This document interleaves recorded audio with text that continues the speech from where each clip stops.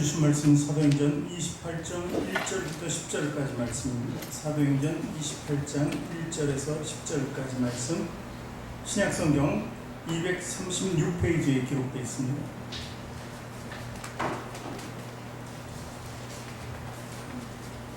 신약성경 236페이지에 기록되어 있는 사도행전 28장 1절부터 10절까지 말씀.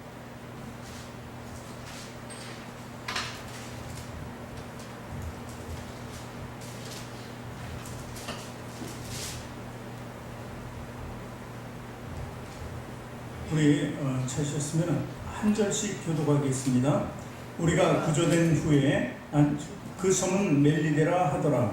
비가 오고 날이 차매 원주민들이 우리에게 특별한 공정을 하여 불을 피워 우리를 다 영접하더라. 바울이 나무 한 묶음을 거두어 불에 넣으니 뜨거움으로 말미암아 독사가 나와 그 손을 물고 있는지라.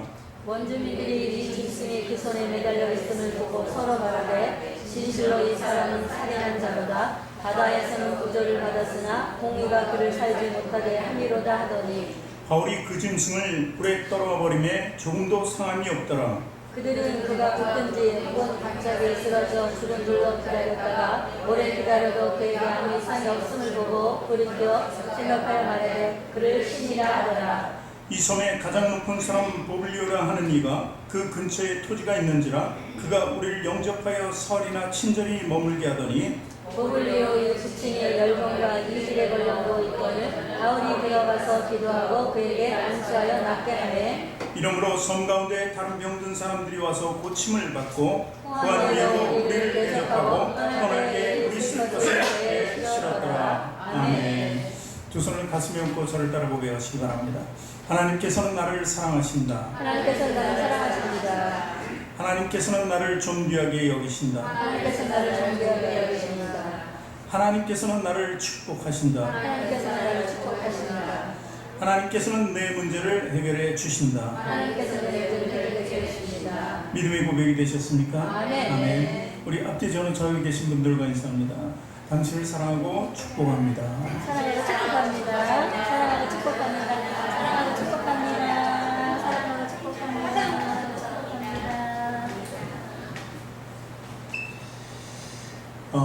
이렇게 사랑하고 축복하잖아요. 서로들이 이렇게 우리 교회 안에서 마음을 같이 하는 하나가 됐습니다. 형제가 연합함이 아름답다고 했고, 하나님이 일을 하는 것은 여러 지체들이 모여서 하나를 이루는 것입니다. 그래서 이 말을 함께하는 사람, 동역자라고 합니다. 동역자, 메이트라고 그러죠. 영어로 메이트. 이렇게 우리는 서로 동역자가 되어서 한 뜻을 가지고 나가는 성도입니다. 누구 안에서? 그리스도 안에서. 그래서 그리스도를 우리는 마스터라고 합니다. 어느 주인이 있으니까 그 주인 안에서 우리가 함께 동역자가 되어서 나가는 것이죠. 근데 제가 그랬죠. 똑같은 목표를 향해서 나간다. 그 미션이라고. 미션. 우리는 똑같습니다. 목표가. 그리고 또 한 가지.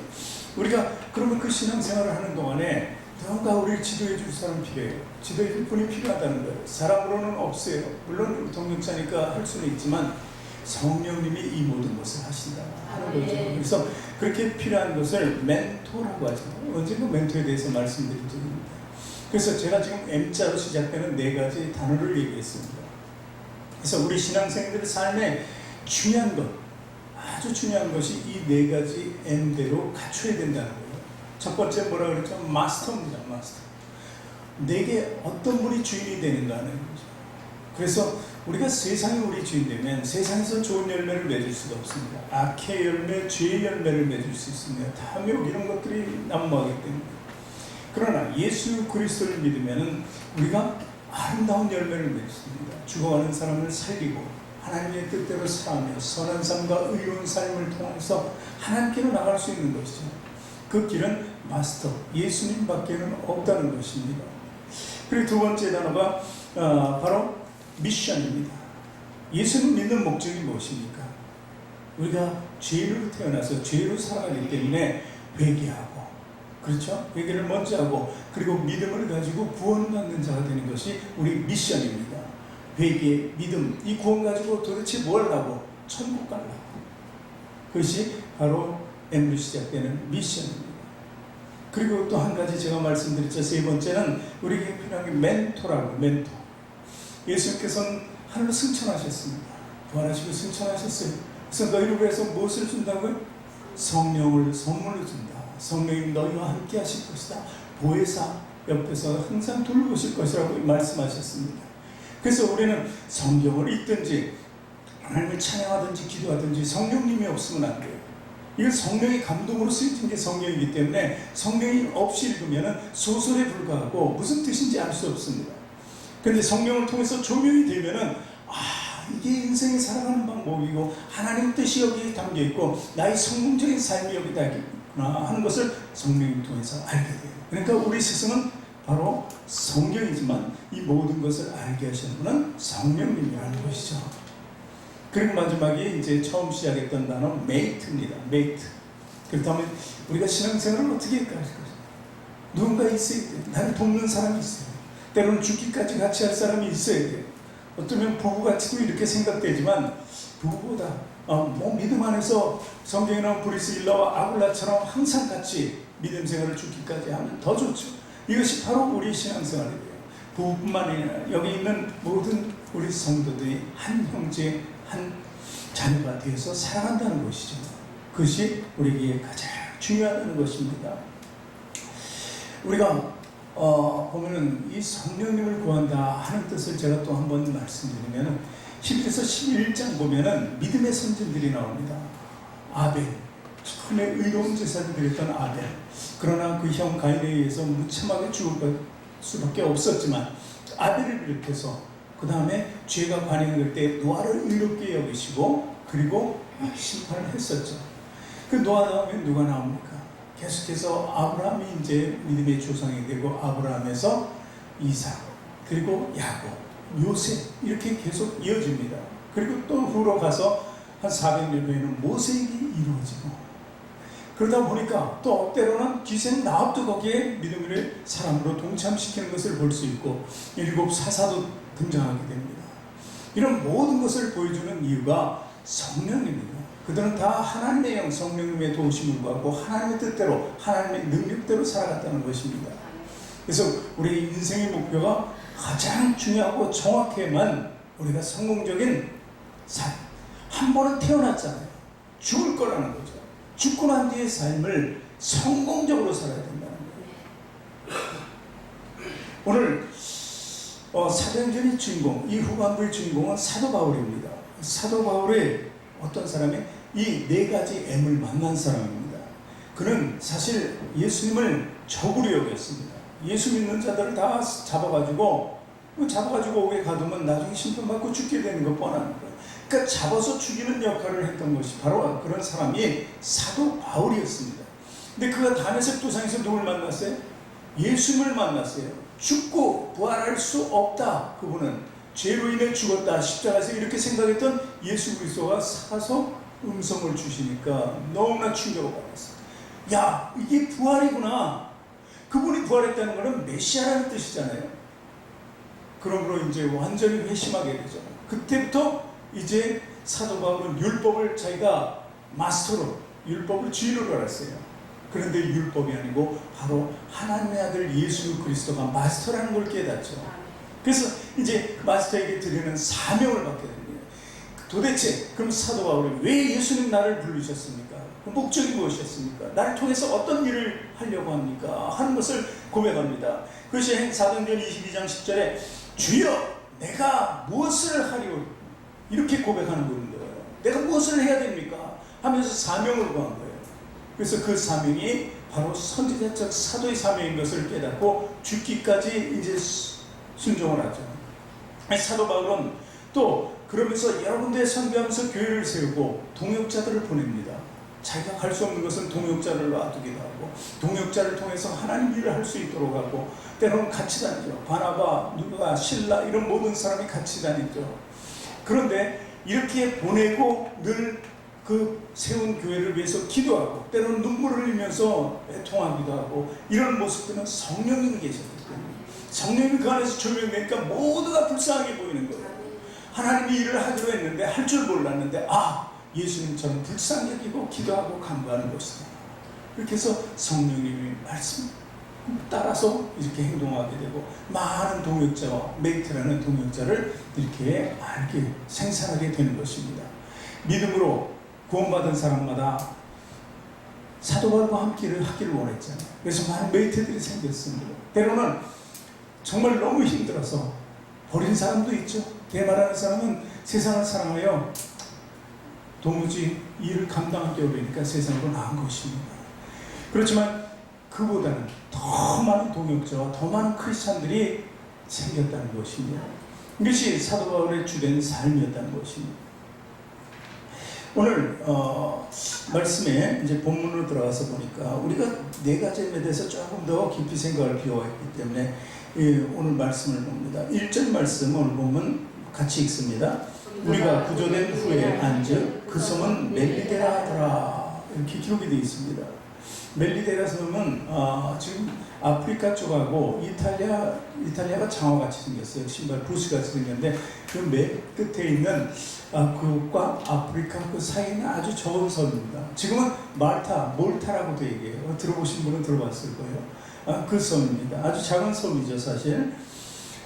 그런데 이제 그 배경, 그 섬을 이제 왜 이 섬에 사도 바울이 있는가 하는 거예요. 이 사도 바울은 사실 죄수가 됐어요. 복음을 전하다가 거기 있는 사람들의 소송을 받았어요. 귀신 들린 여자를 정말 하나님 뜻으로 구하고 많은 병자를 고치는데 많은 사람들의 해가 된다는 거예요. 그것은 종교적으로는 이제 탄압이 됩니다. 그래서 결국 죄수가 돼요.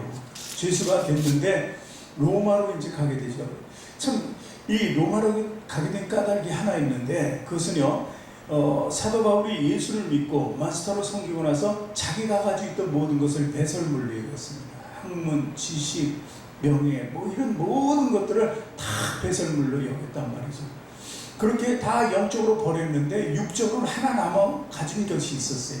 그게 뭐냐면 로마 시민권이었습니다.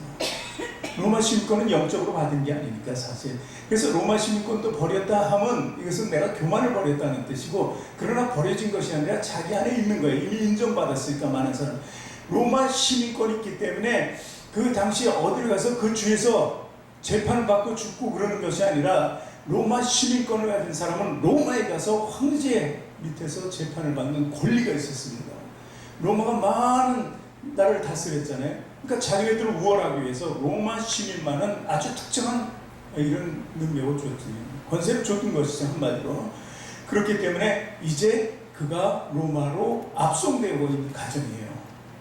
그래서 이제 과정인데 이 몰타라는 오늘 멜데라는 그 섬에 들어간 이유가 있습니다. 이것도 우리가 살펴볼 필요가 있어요. 사도행전 27장 14절부터 19절까지 우리 한번 읽습니다. 얼마 못되어 섬 가운데로서 유라굴로라는 광풍이 대작하니 배가 밀려 바람을 맞춰갈 수 없어 가는 대로 두고 쫓겨가다가 가우다라는 작은 섬 아래로 지나 간신히 거루를 잡아 끌어올리고 줄을 가지고 선체를 둘러감고 스르디스에 걸릴까 두려워 연장을 내리고 그냥 쫓겨가더니 우리가 풍랑으로 심히 애쓰다가 이튿날 사공들이 짐을 바다에 풀어버리고 사흘째 되는 날에 배기구를 전선으로 내어버리니라, 이렇게 기록되어 있어요. 그러니까 이 바다로 항해하다가 로마로 가는 길에 유라굴로라는 광풍을 만났습니다. 사실 이면에는 또 뒤에 문제가 있었어요. 사도 바울이 배가 이제 거기를 출발하기 전에 위험하다, 뭔가 큰 일이 있을 것이다, 고난이 있을 것이다, 그러니까 가지 않는 것이 좋다 그랬는데 선장이나, 이 죄수의 몸이었잖아. 선장이나 모든 사람들이 그 말을 듣고 이제 기가 차죠. 그리고 또 자기들끼리 얘기해 봅니다. 저 죄수가 무슨 말을 하는 거야? 내가 보기에는 날씨 너무 좋고 내 경험으로는 그런 일이 생길지 않을까. 그리고선 출발해버린 겁니다. 출발해버리는데 그들은 인간의 판단하고 육적 경험을 얘기한 거고 사도 바울은 영적인 것을 얘기해서 분명히 일이 있을 거라는 거예요. 그러니까 사람이 뜻을 세우는 것이 아니라 하나님의 뜻을 구해야 되는 거죠. 결국 유라굴로 광풍을 만나는 거예요. 그러니까 사도 바울이 죄수지만 그 사람의 말이 맞았다는 것을 알게 됩니다. 그리고 이제 고난을 겪게 되잖아요. 처음에 어떻게 돼요? 이 17절 보니까 연장을 내렸다고 해요. 그 무거운 것들, 이게 필요는 하지만 지금은 당장 필요치 않은 것을 다 내어버립니다. 배가 가벼워해 지금 어떻게 견딜까 해서 첫 번째 그렇게 버립니다. 두 번째 28절에 보니까 사공들이 모든 짐들을 다 버려요. 이것도 버려야 되겠다. 그래도 이게 심상치 않으니까 다 버리게 됩니다. 그리고 세 번째는 배의 기구까지 버리는 거예요. 이것은 무엇을 의미하냐면, 첫 번째 우리 지식으로 이 정도 하면 가볍게 되겠다는 인간의 지식입니다. 두 번째도 마찬가지예요. 이 짐이 얼마나 중요합니까? 각자의 짐 아니에요. 승객들 짐. 우리가 해외여행 가는데 짐 버려봐요. 큰일 난리 납니다. 잃어버려도 막 허둥지둥되고 항공사 측에서는 법석을 떠는데, 그런데 그걸 다 버릴 수밖에. 얼마나 귀한 것들이 많이 들어있겠어요. 혹시 무역을 하는 사람이 탔다면 그렇지 않습니까? 그걸 버린다는 게 너무나 아까운 거죠. 얼마나 간에 거기를 가서 배를 타고 가서 그걸 장만해서 돌아오는데 버려? 그래도 버려야 되는 거죠. 내 가진 것을 다 버릴 수밖에 없었던 그 모습을 볼 수 있고, 마지막 날은 배의 기구까지 버렸다는 거예요. 기구를 버렸다는 것은 이 배를 조종할 수 있는 게 아무것도 없습니다. 그냥 마음대로 하라는 거예요. 마음대로. 이 삶이 사실 이렇게까지 되는 것이 우리 신앙이 돼야 돼요. 원천적으로는. 그래서 주님 마음대로 없어서 나는 갈 길을 알 바를 모릅니다. 갈 바를. 아브라함이 나는 갈 바를 모르고 나갔다는 거예요. 모든 것을 주님께 맡기고 왔다는 것이요. 그랬을 때 이 배는 깨지고 부셔졌지만 결국은 이 말타라는 섬으로 하나님이 인도하신 것입니다. 그러니까 우리 지금 읽은 말씀에서도 우리가 정말 신앙생활을 한다는 건 어떻게 한다는 것을 깨달을 수 있는 것입니다.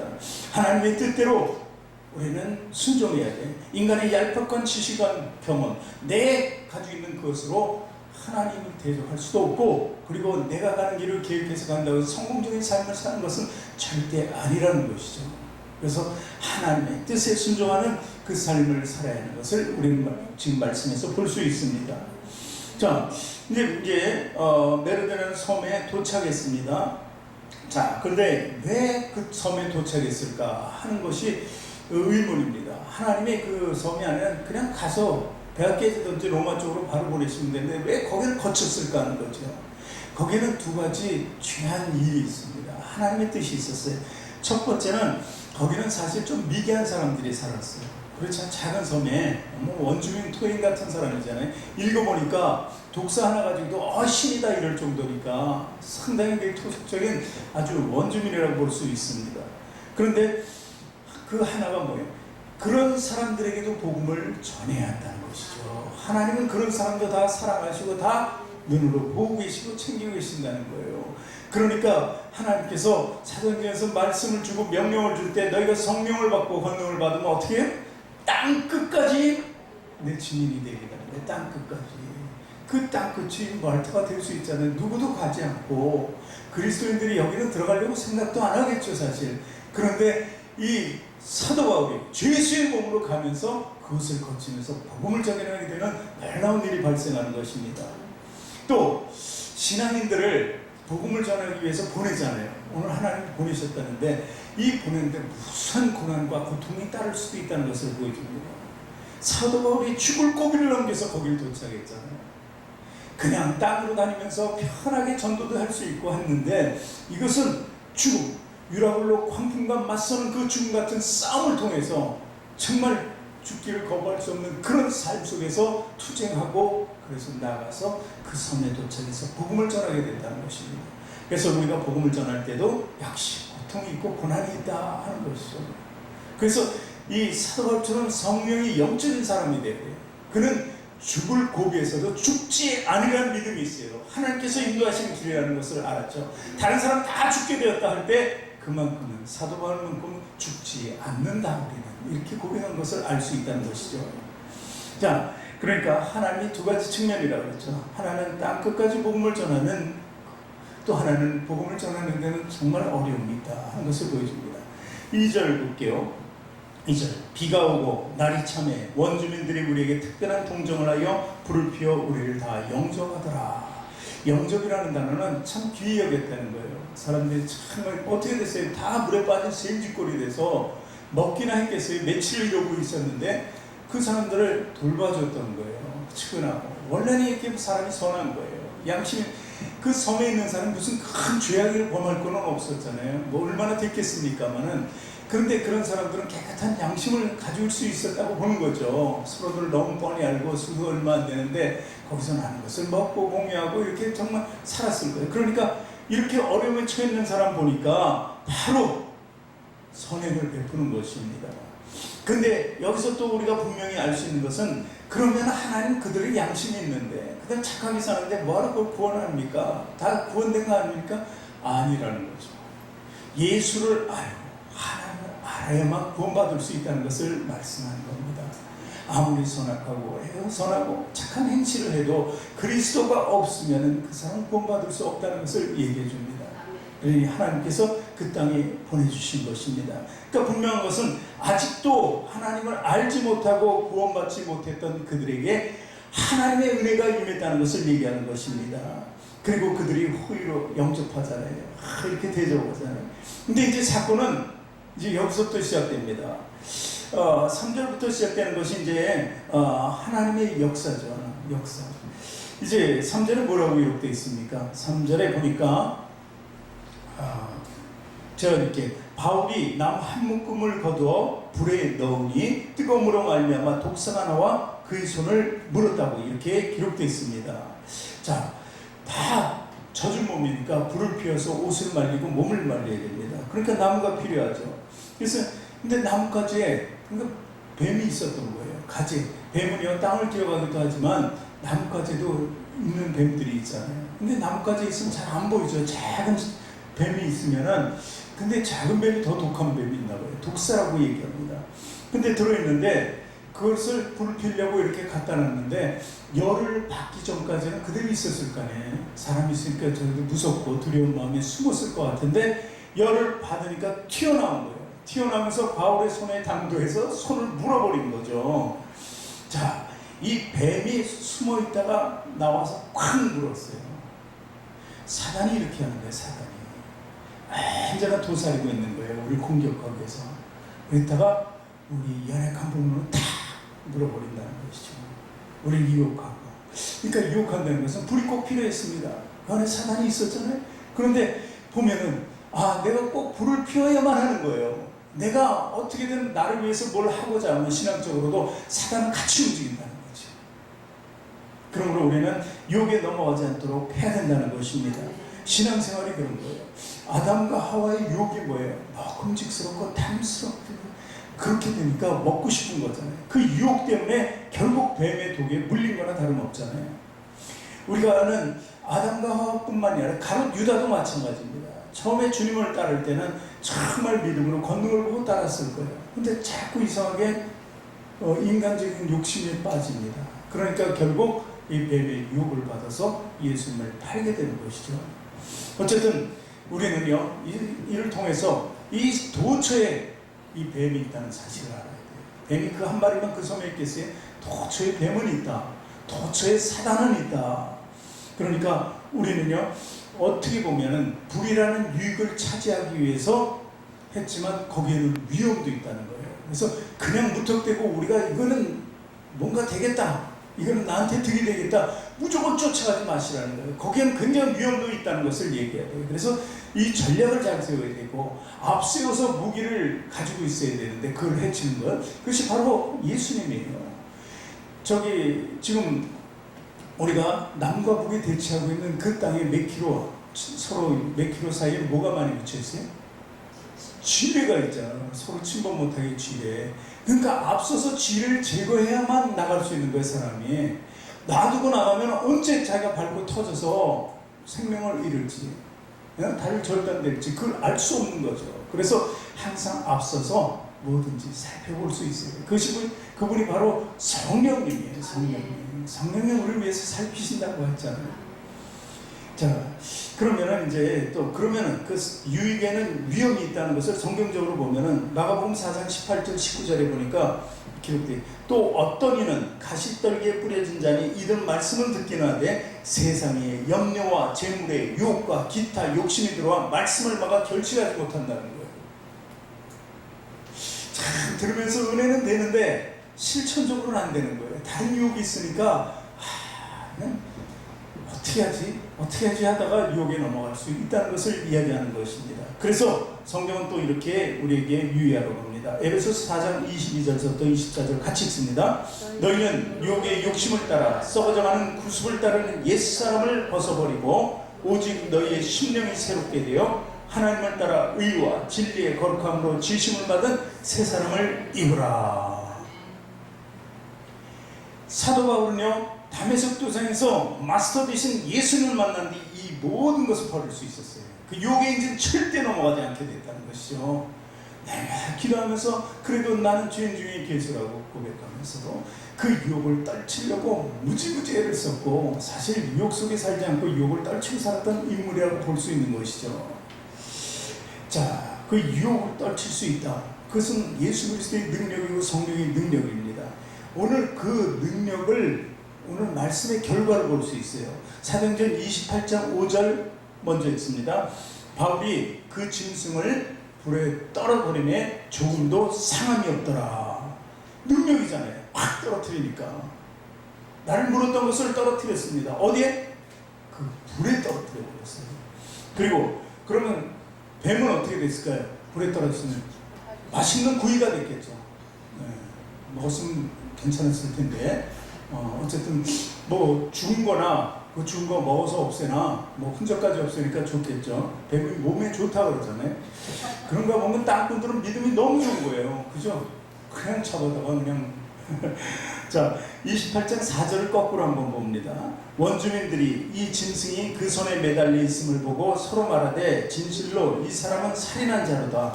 바다에서는 구조를 받았으나 공의가 그를 살지 못하게 함이로다 하더니, 자, 불에 떨어뜨리기 전에 무슨 일이 일어나요? 딱 보니까 원주민들이 이렇게 호의를 베풀었던 사람들이 큰일 났네. 저 사람 뱀이 물었어, 손가락을. 저 뱀은 우리 섬에서 가장 위험한 독사에 물리면 그냥 즉사하는데, 야, 저 사람이 저렇게 배 타고 오다가 살긴 살았는데 죄는 있기는 확실히 있구나. 그 사람들은 그렇게 생각하는 거죠. 너무 순수하니까 마음이, 야, 저기선 사는 것 같지만 진짜 저 사람은 죄수다. 그러니까 살인한 적도 없는데 살인까지 했으니까 저렇게 벌을 받지. 에휴, 그게 그렇게 될 수밖에 없는 거야. 막 이렇게 얘기한 거예요. 이게 바로 인간이 생각하는 공이에요. 사람이 생각하는 거. 하나님은 아닌데 우리 스스로, 에휴, 누가 뭐 잘못되잖아요. 그러면 에휴, 그렇지, 믿음이 없으니까 저렇게 됐지. 뭔 짓을 했길래 저렇게 됐을까? 아니요, 그 사람은 지금 연단 중에 있는 거예요. 고난 중에 있으면서 더 큰 하나님의 축복 가운데 있는데 손가락 치면서 저봐 믿음 없으니까 이렇게 되는 거예요. 이것이 손가락질하는 것이 사람의 공이고, 하나님의 공의는 그를 통해서 하나님의 영광을 보여주는 거라는 거죠. 바로 오늘 그거잖아요. 그러니까 불에 떨어져 죽었다 하고 나서 그 뒤에 또 이제 결과 또 나타나는데, 어쨌든 사람이라는 게 이렇게 인간적인 것은 모든 사람을 평가해서는 안 됩니다. 그것은 율법과 같은 거예요. 바리새인과 같은 거예요. 세상 사람들보다 더한 거예요. 사실 믿음 사람들끼리 서로 비평하고 판단하고 정죄하면 안 된다는 사실을 얘기하는 것입니다. 뭐든지 하나님의 공의에 맡기는 것입니다. 하나님이 하실 일이죠. 그리고 나중에 결과를 보면 그런 거예요. 내가 그때 손가락질을 했다가 안 하길 잘했지. 큰일 날 뻔했네. 내가 거꾸로 믿음 없는 사람 될 뻔했네. 그런 거예요. 그래서 인내하고 참고 기다려야 되는 거예요. 그리고 하나님께 오히려 그 뜻을 강구해 주는 것이 그게 중보 아닙니까? 예수님 그 일을 위해서 지금도 하나님 우편에 계시잖아요. 우리 같이 죄 많은 사람들, 저건 죽어야 돼야 하는 사람들을 죽이지 않으시려고, 우리가 볼 때는 다 죄인이라서 다 죽어야 될 사람들인데 왜 불쌍히 여기시고 구원하신다 그래요? 내가 원수인데 저 사람 죽여야 되는데 왜 하나님은 벌을 안 내리세요? 이러고 있지만 예수님은 그를 위해서 기도하는데 마음을 돌이키고 그도 구원받으라는 것이죠. 그러니까 우리 생각과 하나님 생각은 다를 수밖에 없는 것입니다. 5절 6절 말씀 계속해서 읽겠습니다. 5절 6절 말씀 없나요? 자, 바울이 그 짐승을 불에 떨으며 조금도 상함이 없더라. 누가 상함이 없는 거예요? 독사가 상함이 없는 거예요? 바울이 상함이 없는 거예요. 그들의 생각과는 반대의 일이 일어났어요. 그리고 6절 읽습니다. 그가 붙든지 혹은 갑자기 쓰러져 죽을 줄로 기다렸다가, 아니 오래 기다려도 그게 아무 이상이 없음을 보고 돌이켜 생각해서, 아, 우리가 생각이 잘못됐구나, 이거 뭔가 잘못됐다, 그리고 자기네가 판단할 수 있는 것, 또 인간의 생각으로 판단하는데 이건 맞는 판단이죠. 말하되 그를 신이라 하더라. 근데 잘못됐죠? 어떤 것은 맞는 것 같은데 신은 아니었다는 거예요. 신은. 그렇지만 하나는 맞는 거예요. 뭐냐면 저 죄수가 아니다. 죄수였으면 벌써 죽었을 텐데 우리 생각과 뭔가 다르다는 것을 얘기하는 것입니다. 그렇게 신이다 얘기하잖아요. 그런데 보세요. 하나님의 능력으로 된 거잖아요. 예수 그리스도의 권능으로 된 것이잖아요.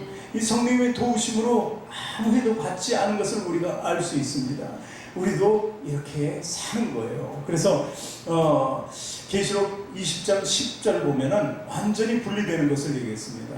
또 그들을 미혹하는 마귀가 불과 유황못에 던져지니 거기는 그 짐승과 거짓 선자들도 있어 세세토록 밤낮 괴로움을 받으리라. 그리고 또 11절 보니까 사망과 음부도 불못에 던져지리니 이것은 둘째 사망 곧 불못이라. 또 15절에 보니까 누구든지 생명책에 기록되지 못한 자는 불못에 던져지리라. 이렇게 정의하고 있어요. 이게 하나님 말씀이에요. 하나님 뜻이잖아요. 누가 이렇게 됐어요? 지금 뱀이 그렇게 된 거예요. 뱀이 어디로 떨어졌어요? 뱀이 불에 다시 떨어졌잖아요. 그러니까 하나님은 그 독을 가진 독사를 심판한다는 거예요. 하나님께서 다 하신다는 것을 이야기합니다. 근데 보세요. 믿음 여기서 나타납니다. 사도 바울이 뱀에 물렸을 때 여자들 어머나 막 이러면서 막 소리 지르고 난리 날 거예요. 뱀이 물었다고 막 호들갑을 떨고 날 거예요. 그렇지 않겠습니까? 그럼 남자도 마찬가지로 막 그럴 텐데 칭찬합니다.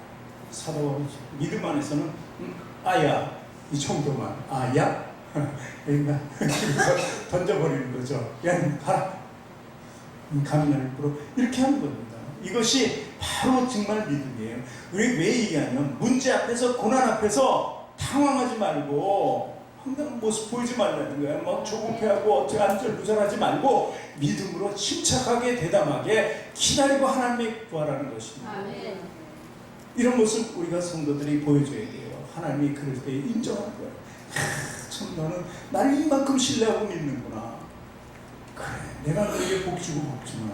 넘치도록 큰 복을 주고 문제도 해결해 주지. 이렇게 하나님은 우리에게 사랑의 모습으로 다가오신다는 것입니다. 어쩌면요, 우리는 세상 사람들이 우리를 향해서 비난과 질책을 하더라도 우리는 그것만큼 알아요. 전혀 우리에게 아무런 해도 끼칠 수 없다는 것을 우리는 분명히 알아요. 그것이 바로 믿음이라는 것입니다. 하나님이 이 사건 속에서 정말 많은 거기 있는 사람들이 그리스도의 복음을 받아들이는 계기로 삼기를 원하셨던 것입니다. 조금 전에 그들은 다 사도 바울을 비방했어요. 죄가 있으니까 저러지. 그런데 그 이상으로 거꾸로 이제 존경하게 됐어요. 그러니까 야 신이다 신이다 이런 얘기를 하는 거예요. 그러니까 신이다 신이다 그러니까 사도 바울은 그럴 때마다 어떻게 해? 자기를 신이라고 그럴 때 사도 바울의 행적 중에서 누구 병 고쳐주고 이적을 일으킬 때마다 막 신이다 막 떠들어 옷을 찢으면서 왜 내가 신이냐 이것은 다 예수 그리스도께서 하신 일이야 이러잖아요.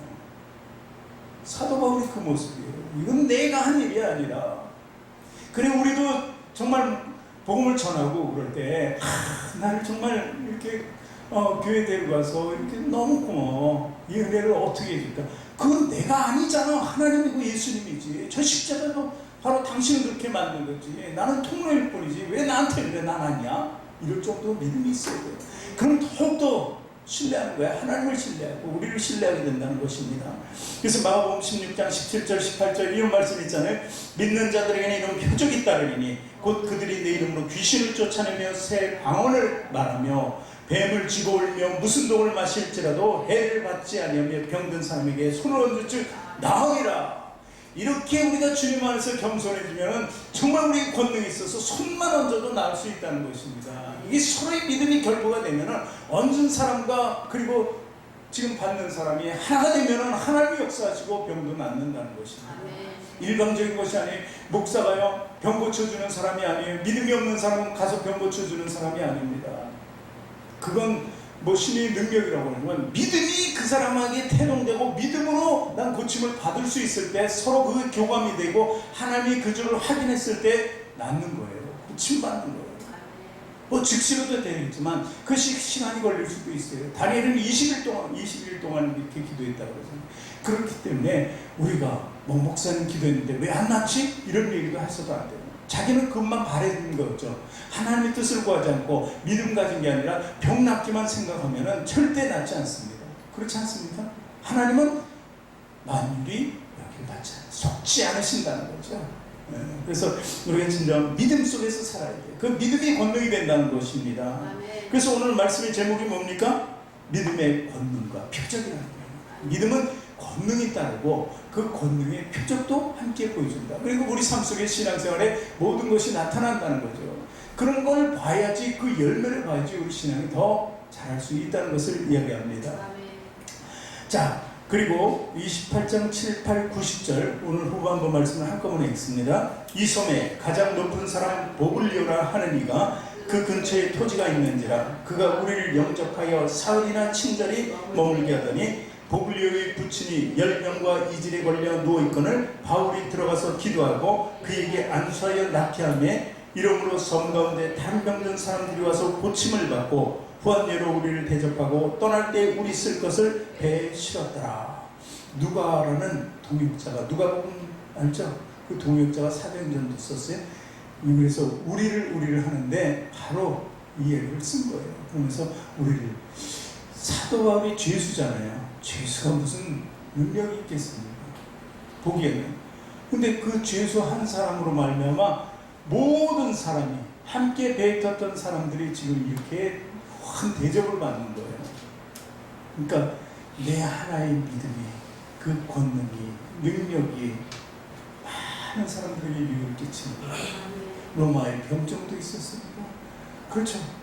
그렇지 않습니까? 선장도 있었고 늘 거기를 항해해야 되는 사람들이 야, 이런 일이 있었는데 이렇게 살고 거기 가서 이것을 봤다. 그 사람들 다 스피커잖아요. 로마 병정도 스피커. 모든 사람들이 이제 뭐 스피커? 하나님의 말씀을 전하는 스피커가 되는 것입니다. 그래서 한 사람의 그 네 가지 M의 삶이 얼마나 중요한가를 우리는 깨달아야 하는 것입니다. 신이란 칭호, 그것은 하나님이 받는 거예요. 하나님이 받는 것입니다. 그래서 예수님께서는 우리에게 말씀을 전하십니다. 뭐라고요? 마가복음 9장 23절을 같이 읽습니다. 예수께서 이르시되 할 수 있거든이 무슨 말이냐? 믿는 자에게는 능하지 못할 일이 없느니라 하십니다. 독사에 물린 것만 봐도 그 사람들이 놀렸잖아요. 아무 해가 없는 거예요. 근데 병 걸린 사람마다 고침받으니까 이건 그 권능이 그 섬에 확 퍼지는 거예요. 갑자기 확 퍼지는 거예요. 예수 그리스도의 복음의 능력이 확 퍼지잖아요. 그 순수한 사람들한테 이런 게 들어왔으니 확 뒤집어지죠. 안 믿는 사람이 어디 있어요? 의심할 사람이 어디 있냐는 거죠. 이것이 바로 믿음의 권능입니다. 믿음이라는 것은 참 중요합니다. 아프리카에 뱀잡이 술이라는 새가 있습니다. 그러니까 쭉 날다가 뱀만 있으면, 뱀이 최고의 음식에 자기에는 참, 그런 거 보면 그 술이 참 좋은 동물이죠. 뱀만 잡아먹으니까 우리가 수리처럼 살아야 되는데, 근데 이 수리가 이제 뱀 잡으러 탁 내려와요. 내려와서 뱀을 탁 잡고 좀 맛을 즐기려고 할 때 동물이, 그러니까 다른 육식동물이 나타나서 이제 독수리를 해하려고 하잖아요. 그 먹고 있는데 뒤에 살짝 와서, 그럼 딱 알고서 깜짝 놀라면 어떻게 해야 돼? 수리가? 방법이 뭡니까? 날아가야 되죠. 빨리 날아가면 이 지상에 있는 것을 잡죠. 근데 다급한 나머지 날아가는다는 걸 잊어버리고 막 뛰어가요. 독수리가 뛰어가봐야 얼마나 빨리 뛰어갔어요. 맹수는 쏜살같이 하는데, 그러니까 결국 잡혀먹히게 된다는 이야기가 있는 거예요. 그렇지 않습니까?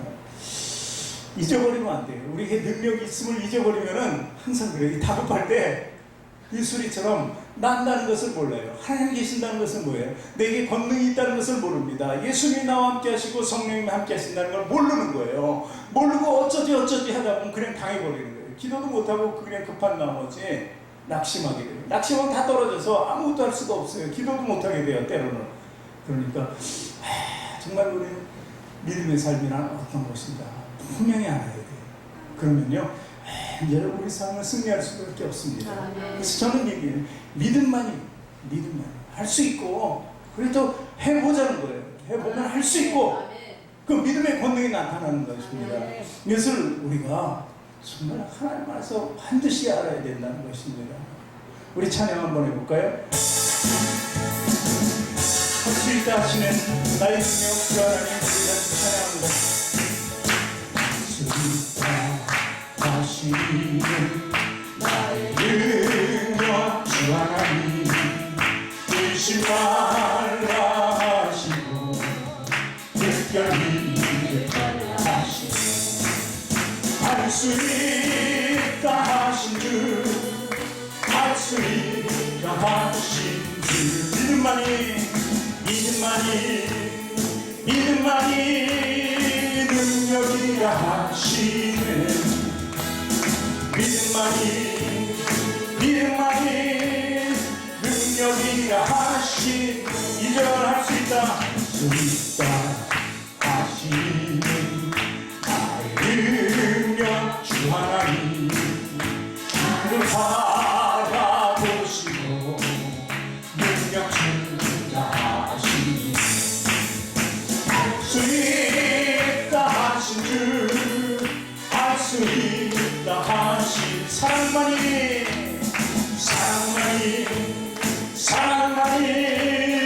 능력이라 하시네. 사랑만이 능력이라 하시네. 할 수 있다 하시는 나의 능력 주 하나님, 주저 말라 하시고 십자가를 지하시네. 할 수 있다 하신 주, 할 수 있다 하신 주, 희생만이 능력이라 하시네. 희생만이